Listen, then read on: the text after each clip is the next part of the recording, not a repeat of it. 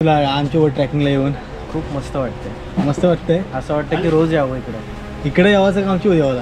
हा, आमच्या देवाला का इकडे यावाला? तुमच्यासोबत पण आणि इकडं पण यायला. काय बोलतोय? घामाघूम झाला त्याचा काय? पटकन थापर मारता मी येऊन पटकन थापर मारलेलं. पिल्लू घेऊन आहे बघ. इमर्जन्सी पडला पटकन पिल्लू घेऊन आहे बघ. त्यातच फोटो बनवा तुम्ही. ही व्हिडिओ घे. पारलं नाही.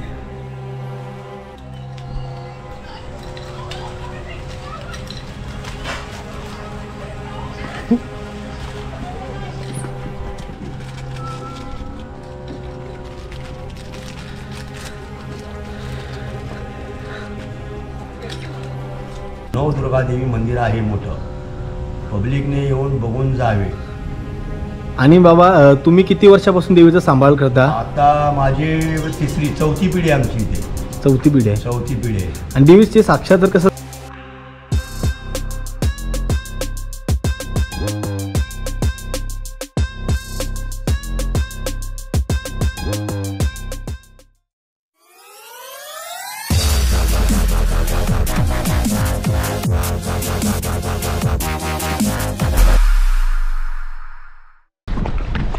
नमस्कार मंडळी, स्वागत आहे तुमचं आजच्या आपल्या नवीन ब्लॉगमध्ये. आज आपण चालत एक अशा ठिकाणाला भेट देण्यासाठी जिथं आम्हाला पोचायला जर टाईम झाला तर आमची ट्रेन सुटेल. म्हणून आता मी लवकर चाललो धावत तुम्हाला भेटू डायरेक्ट त्या स्पॉटवरती. चला. महादेवाच्या कृपेनं आपली ट्रेन किंचित सेकंदासाठी मिस होता वाचली. आज आपण आपली गाडी घेऊन नव्हतो प्रवास करणार, कारण की आज आपण करणार होतो ट्रेनचा प्रवास. आपल्याला आज खूपच लांब जायचं होतं म्हणून आपण आज ट्रेन हा ऑप्शन निवडलेला. आपण आपल्या जवळच्या स्टेशनवरून ट्रेन पकडली, ती म्हणजे बेलापूरला जाणारी. त्याच्यानंतर मग बेलापूरला उतरून आपण गेलो वाशीला. वाशीवरून आपण पकडली ठाणे.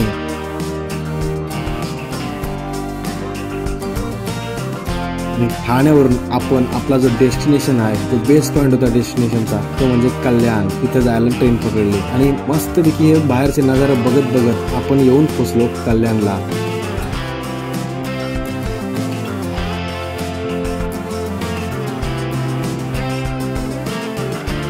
कल्याणला जसं आपण येऊन पोचतो ना, तसं आपल्याला जायचं कल्याण ईस्टला. आणि जसं खाली उतरलो तसं झाला असली खेळ चालू. आपण आता निघालो शोधा की कुठली बस, कुठली टॅक्सी किंवा कुठली रिक्षा जाईल मलंगडच्या पायथ्याशी. मंडळी, आता आपण आलो आहोत कल्याणला, कल्याण ईस्टला. आपण कल्याण ईस्टवरून तिथून रिक्षा पकडणार आहोत, कारण की आपल्याला बस तर भेटत नाही. कधीपासून बस बघतो, बस भेटली नाही. आता बघूया, जाऊ तुला रिक्षा स्टँडला आणि रिक्षा स्टँडवर मग आपण जाऊ पुढे.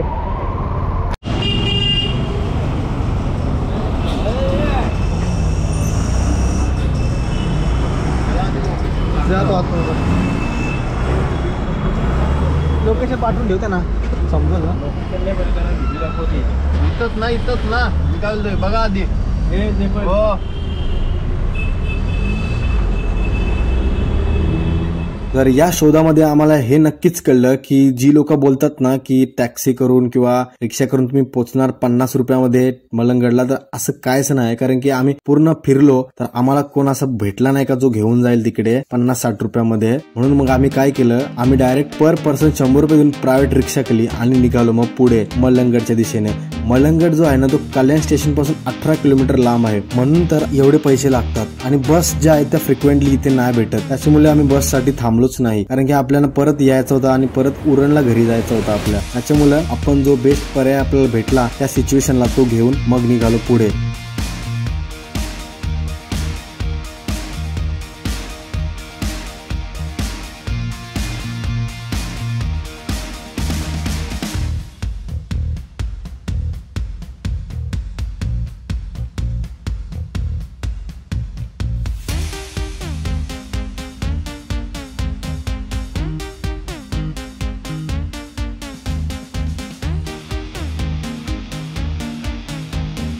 जर तुम्हाला मंडळी अशा कुठल्या ठिकाणी जर यायचं असेल आणि तुम्हाला जर त्याचा काही अंदाज नसेल आजूबाजूच्या परिसराचा, तर त्याची माहिती तुम्ही पहिले नक्कीच काढा, त्याच्यानंतरच मग इथे या. नाहीतर इथे यायला खूपच गांगराला होतं, हे करू का ते करू असा होऊन जातं. म्हणून तुम्ही ही गोष्ट लक्षात ठेवा.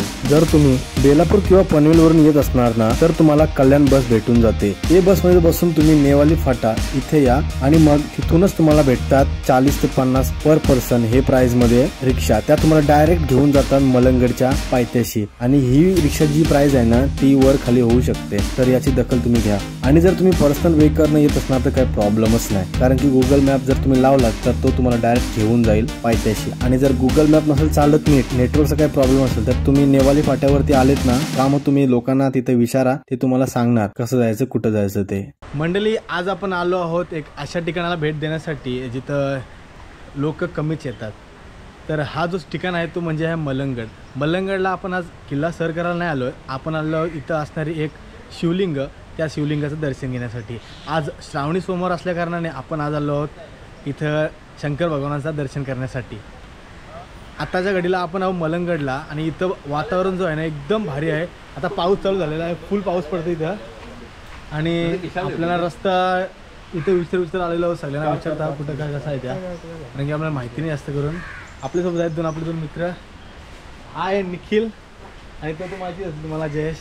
मलंगड ट्रॅक जसं तुम्ही चालू करताना चढाला तर तुम्हाला इथे वरपासून ते खालपर्यंत मानसी वस्ती दिसून जाते आणि जागोजागी आपल्याला दुकानं पण दिसतात. नीटपणे चालायला पायऱ्या सुद्धा आहेत तिकडे आणि सुंदर नजारे पण आहेत. मंडळी, मलंगडला यायला तुम्हाला आहे ना इथं एक तिकीट काढावं लागतं. जो तिकिटाची किंमत आहे ती 5 रुपये आहे. आणि आम्ही त्यांना विचारलं कशासाठी तुम्ही पैसे घेता, तर ते बोलले की ग्रामपंचायतने सांगितलेलं आहे पैसे घ्यायला, त्याच्यामुळं तुम्ही येता वेळी ही गोष्ट ध्यानात ठेवा की आपल्याला इथे येऊन एक तिकीट सुद्धा काढायला लागते. आपण पण एक तिकीट काढलेलं आहे. आम्ही तिघं जण आलो तर तिघांचा मिळून आमचं झालेलं आहे 15 रुपये आणि आपण तिकीट काढून आता निघलो पुढे. पटकन थापर मारायचा आवलो काय वाटतं मी येऊन पटकन थापर मारली तर पिल्लू जेवण आहे बघ. इथे तुम्हाला एका गोष्टीपासून सावध राहायला लागेल, ती म्हणजे इथले हत्ती माकड. त्यांना थोडा तरी काहीतरी दिसला ना तर ते लगेच त्याची उडी मारून तो चोरून घेऊन जातात. म्हणून तुम्ही सावध राहा. आम्ही या माकडांना खाण्यासाठी मस्तपैकी बिस्किट आणलेली. जसं आम्ही ती बिस्किट बाहेर काढली का नाही तसे धावत आले आणि त्याच्यावरती उड्या मारायला लागले.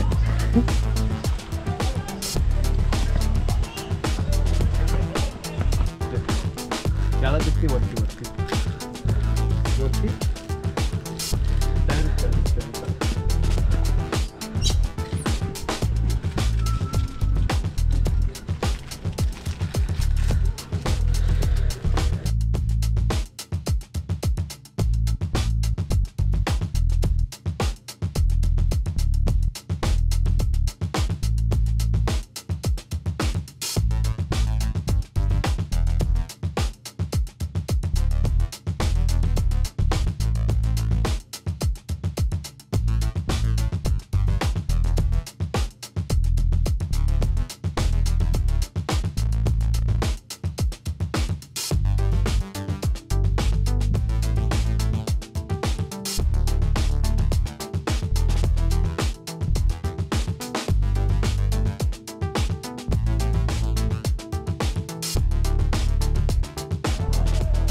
नका करू.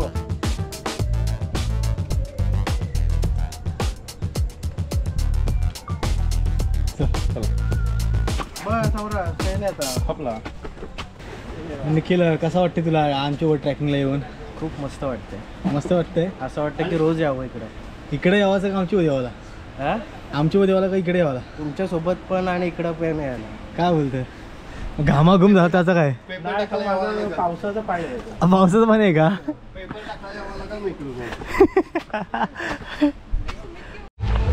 मंडळी, जसं आपण गडाच्या थोडा वरती चढतो ना तसंच आपल्याला इथेच एक विस्मरणीय दृश्य दिसतोय.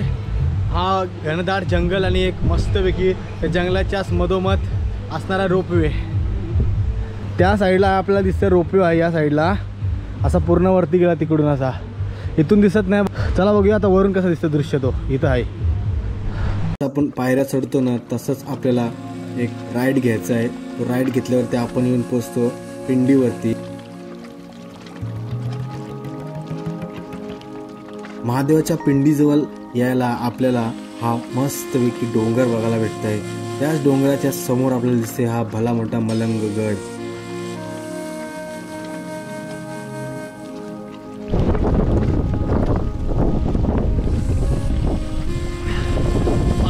आता आपण पोहोचतो पिंडी जवळ. पिंडीला पोहोचायचा रस्ता बघा, व्ह्यू कसला खतरनाक आहे. माझ्या मागच्या पनवेल या साईडला कल्याणवरून या साईडला जरा गावा सुटलेली पाऊस सुद्धा पडतोय.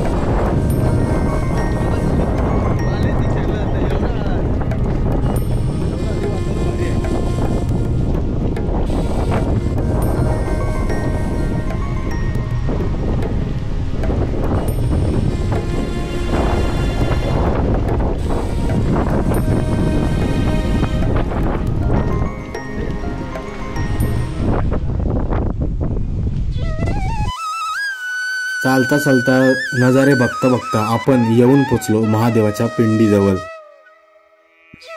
महादेवाची पिंडी ही 2 ते 3 फुटी उंचीची आहे आणि पिंडीचा आकार हा भला मोठा आहे. या पिंडीच्या इथं आपल्याला एक त्रिशूळ सुद्धा दिसून येतं.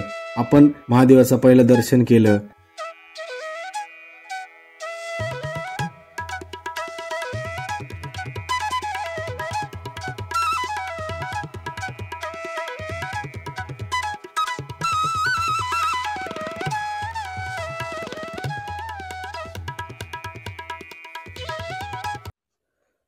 आम्ही आमच्या मज्जेत होतो, मस्त व्हिडिओ फोटो काढत होतो. तेवढ्यात आपल्याला दिसला एक असा माणूस जो एकदम डोंगराच्या कोण्यावरती एक दगड होता, तिथं भाई जाऊन फोटो आणि व्हिडिओ काढत होता. त्याला आपण किती बोललो वरती तो काय ऐकत नव्हता आपला, म्हणून आपण त्याला त्याच्यात हलवं सोडला. मंडळी, मी तुम्हाला मनापासून रिक्वेस्ट करतोय की अशा रिस्की पॅचवरती तुम्ही जाऊ नका, काही गरज नाहीये. जर तुम्हाला फोटो काढायचे तर वरती बसून फोटो काढा. इथे पण वरती बसून फोटो चांगलेच येतात, आम्ही पण काढलेत. कारण की त्या तुमच्या एका फोटोसाठी तुमचं अख्खा आयुष्य आणि तुमचा अख्खा जीव जाऊ शकते. तुमच्या फॅमिलीपासून तुम्ही दूर होऊ शकता, म्हणून अशा रिस्की पॅचवर जाण्याचा टाळा.